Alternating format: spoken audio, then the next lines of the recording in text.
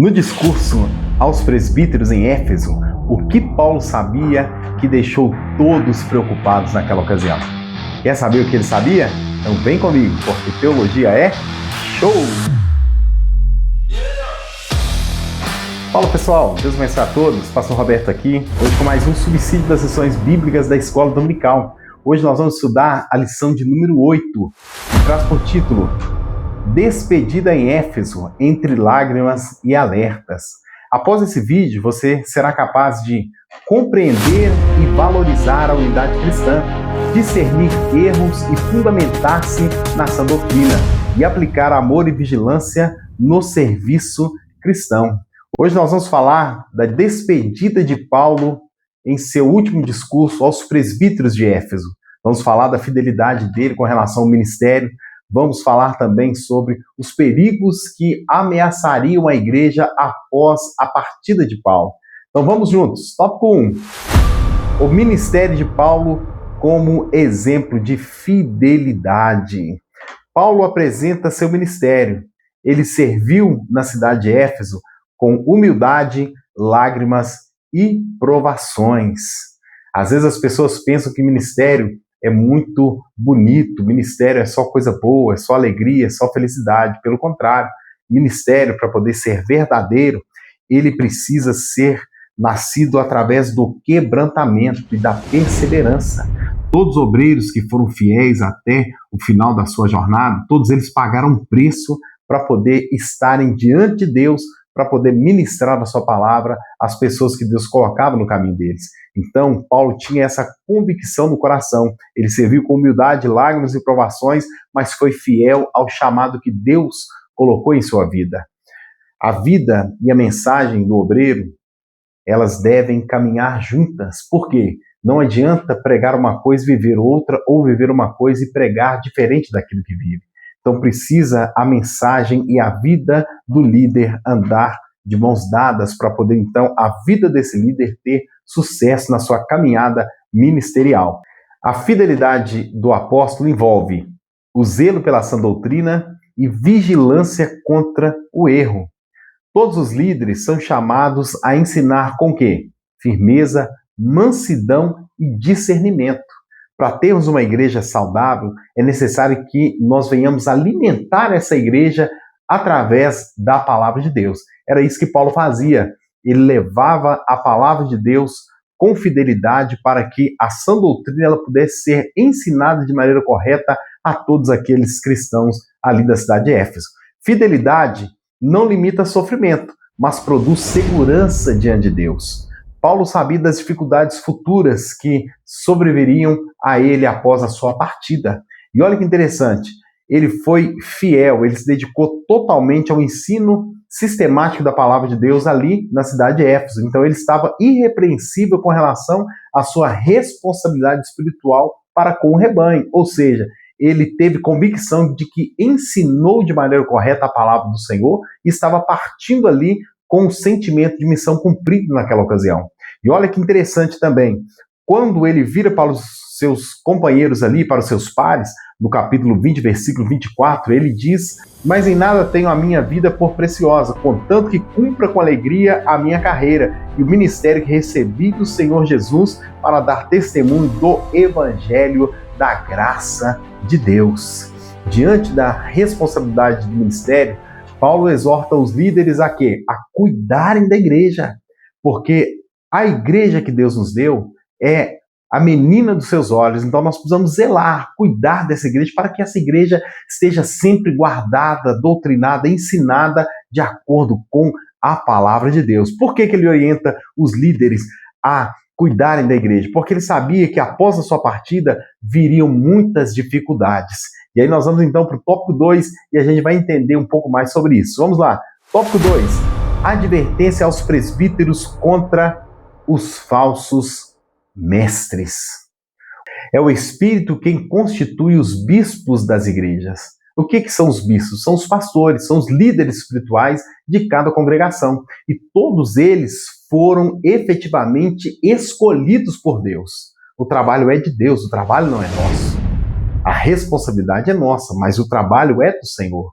Então ele nos chama para trabalhar na sua obra. E quem escolhe os trabalhadores para essa obra é o próprio Deus. Então a responsabilidade é muito grande. Olha que interessante. A vocação, ela é divina. Não tem como eu pedir para ser obreiro, ou nem tampouco tem como eu escolher alguém para ser obreiro. A pessoa, ela é vocacionada por Deus. O que é vocação?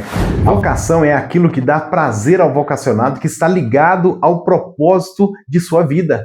Certa vez eu ouvi uma frase e ela diz da seguinte forma: existem 2 dias especiais na vida de todo ser humano. O primeiro é quando ele nasce, e o segundo é quando ele descobre o seu chamado. Chamado é vocação divina, é Deus quem escolhe para o ministério.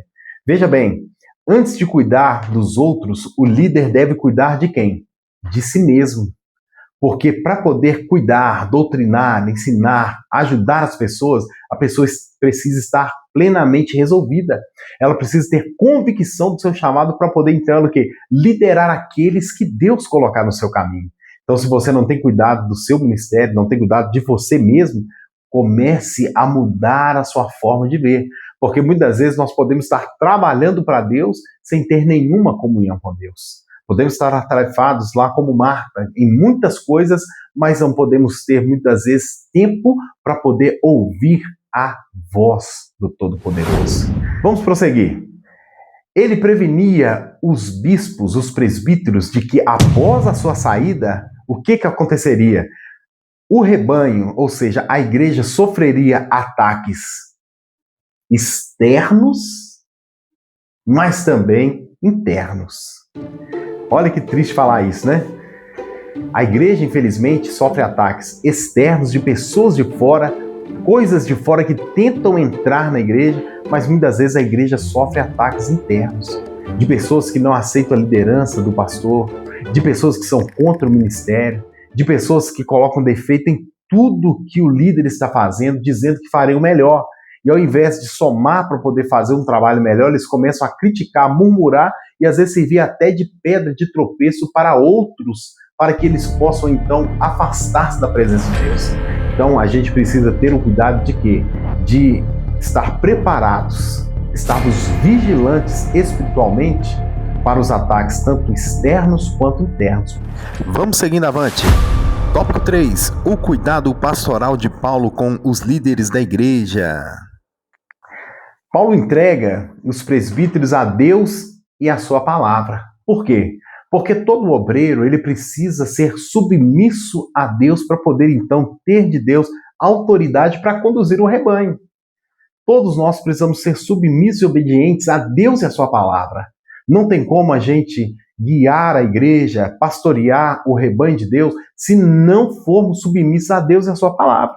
O líder jamais pode se colocar acima da palavra de Deus. Não é ele maior do que o ensinamento, maior do que a palavra de Deus, e nem tampouco maior do que o dono da obra, que é o próprio Deus, criador de todas as coisas. E olha que interessante, na vida de Paulo, nós observamos a integridade ministerial. Paulo, ele dependia de Deus, ele não dependia das pessoas. E nem tampouco Paulo usava o seu ministério para promoção própria. De maneira alguma ele usava o ministério para poder angariar fundos para ele mesmo, ou até mesmo para, digamos assim, beneficiar a si próprio. Pelo contrário, ele fazia o quê? Ele dependia de Deus e sabia que toda a honra e toda a glória deveriam ser destinadas ao Senhor. É como disse João Batista, convém que ele cresça e eu diminua. É verdade que falsos obreiros, eles são guiados por ganância e também por lucros. Quantas igrejas, infelizmente, entram por esse caminho da ganância, da mentira, do engano, por causa de dinheiro, por causa de lucro, e ao invés de levarem a palavra de Deus para poder guiar as pessoas, acabam fazendo com que as pessoas fiquem escandalizadas por causa dessa ganância, por causa dessa avareza de alguns obreiros. Mas Paulo, ele fala para nós o quê? Que o nosso ministério tem que ser íntegro, mais bem-aventurado. Ele cita as palavras de Jesus, mais bem-aventurado é dar do que receber. Por que ele diz isso? O prazer do obreiro é ver famílias restauradas, é ver pessoas sendo desenvolvidas, é ver pessoas caminhando, vencendo na vida, prosperando, alcançando todas as bênçãos de Deus para suas vidas. Então, Paulo falava que era melhor dar do que receber. Então nós que somos obreiros precisamos o quê? Precisamos entregar a palavra de Deus. E Deus cuidará do nosso ministério e continuará abençoando a nossa jornada até o fim, em nome de Jesus. O fim do discurso de Paulo revela o quê? O vínculo espiritual entre Paulo e também os presbíteros ali da igreja de Éfeso. É tão interessante que no final eles se abraçam, choram ali por causa da despedida, e essas lágrimas, elas expressam o quê? Sofrimento, zelo pastoral e amor sincero. Todo obreiro precisa efetivamente suportar o sofrimento do ministério, ter um zelo pastoral pelo chamado que Deus concedeu para ele e tem que ter amor para conduzir o rebanho do Senhor. E aí sim, Deus abençoa, Deus ajuda ele a cumprir a sua chamada até o final da sua jornada. É tão interessante que esse momento de amor ali nos primeiros anos da igreja de Éfeso, mais para frente nós vamos ver no livro de Apocalipse que ela foi repreendida pelo Senhor por ter perdido justamente o quê? O primeiro amor.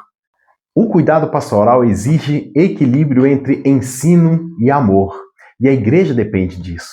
A gente precisa ensinar a igreja com amor, com zelo, com orientação de Deus, e assim a igreja será vitoriosa em nome de Jesus. A nossa conclusão vai dizer: o discurso de Paulo permanece como um legado espiritual para a igreja em todas as épocas. O que Paulo sabia? Sabia que ministério precisa ser cumprido com fidelidade. O que Paulo sabia? Paulo sabia que haveriam ataques tanto externos quanto internos. E o que Paulo sabia? Paulo sabia também que os líderes precisam ser cuidados, precisam se cuidar e serem cuidados.